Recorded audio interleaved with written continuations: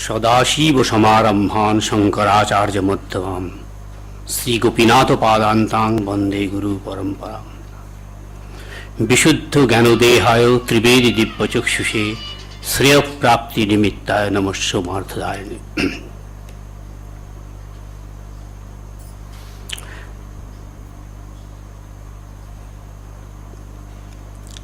Every speaker is facing some problem or other, and I am no exception. The problem here is twofold constraints. One is the objective constraint of time. जो कुछ लेना आप भी कर लीजिए, उसके बाद हम बताएंगे। बीच में मत डिस्टर्ब करिए। ठीक हो गया ना? बात हो गया?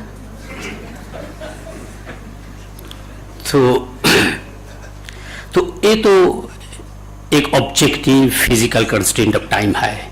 At the fag end of the time and after 2 very engaging days, I should have some consideration for the participants also, if not for myself. So whether or not I feel like saying more or feel like saying less, as the 2 preceding speakers said, apart from that, I must have consideration for the participants.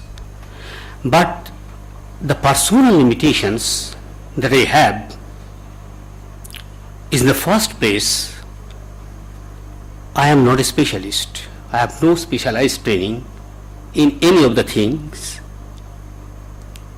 And you know, who is master of none jacks all trades. So I am here with the grace of SMS management. The other thing is this: not only am I a generalist, but my approach is theoretical. But this theoretical practical divide that is being used today and understood today is largely defective.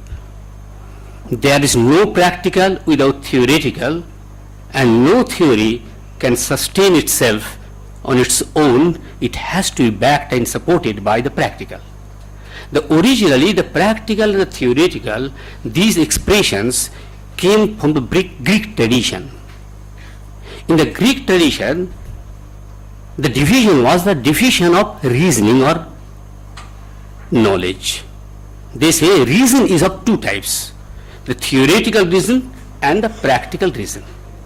Theoretical reason is that reason which in its application seeks to know and understand.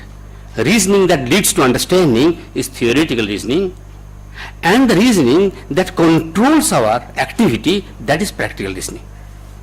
And in case of man, both these are there, and hopefully there should be a near, combination of the 2.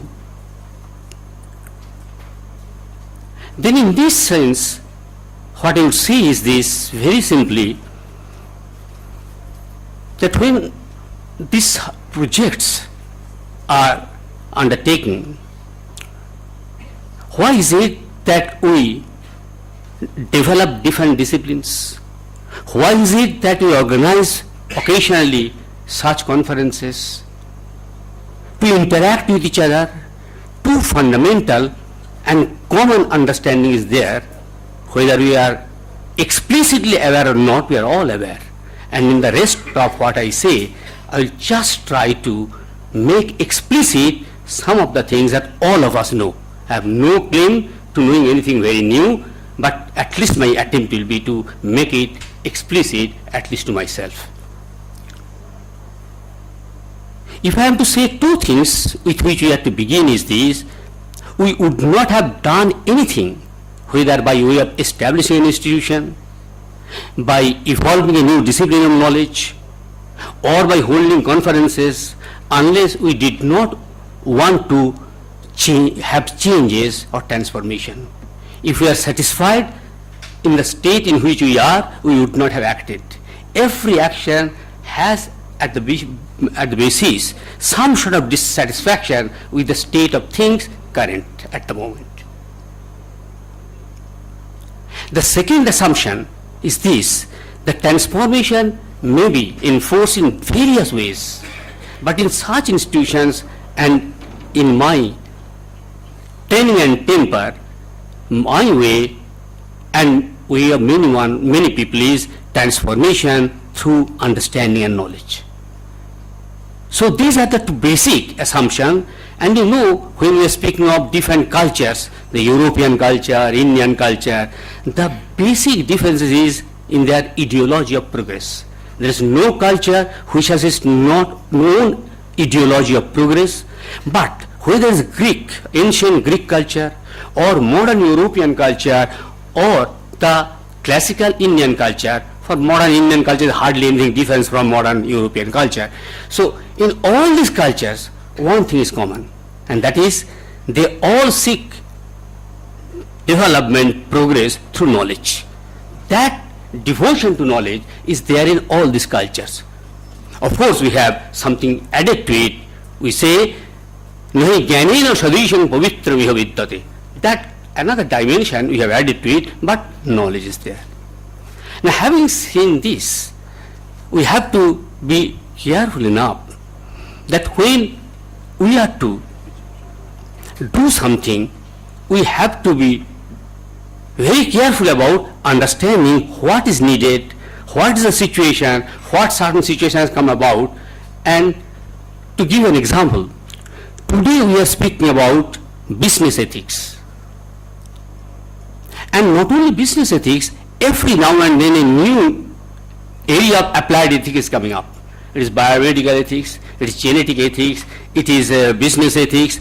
Every day one area of ethics or another area of applied ethics is coming up. And the other thing, if you have noted, is this, that interdisciplinary disciplines are coming up again and again. Where earlier there was biology and chemistry, now there is biochemistry.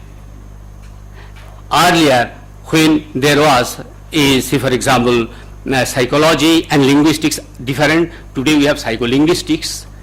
Why this transformation come? On the one hand, interdisciplinary disciplines are emerging on the one hand, and many areas of applied ethics are coming up. What are the two? And what is the basic assumption? What transformation? And you must have noted that largely this move from over specialization to interdisciplinary, the move from autonomous discipline to applied ethics have been largely felt and initiated in the West, modern West. And is more a sign of what they are called post-modernity. It has been realized that specialization had its days. It is over. Specialization had led to great fragmentation of knowledge. So much fragmentation that within one single broad field of, say, physics, experts of two areas cannot converse. They cannot talk, they cannot understand each other. Same thing with almost every subject. So this over-specialization had its attending vices. Similarly, there was a question of autonomy. Autonomy was considered at one time the great virtue, and it is the rather passionate defense of autonomy of knowledge that led to the development of science in the West in modern times. And now this autonomy has proved to have its own attending vice, and one of these vices is so manifest today that we think that no, this autonomy is to be curbed, and curbed in an ethical way. So add to any such discipline one constraint that it must act, prosper, research will be done within the parameter of ethical constraint. This was the very basic reason why all applied things have come up.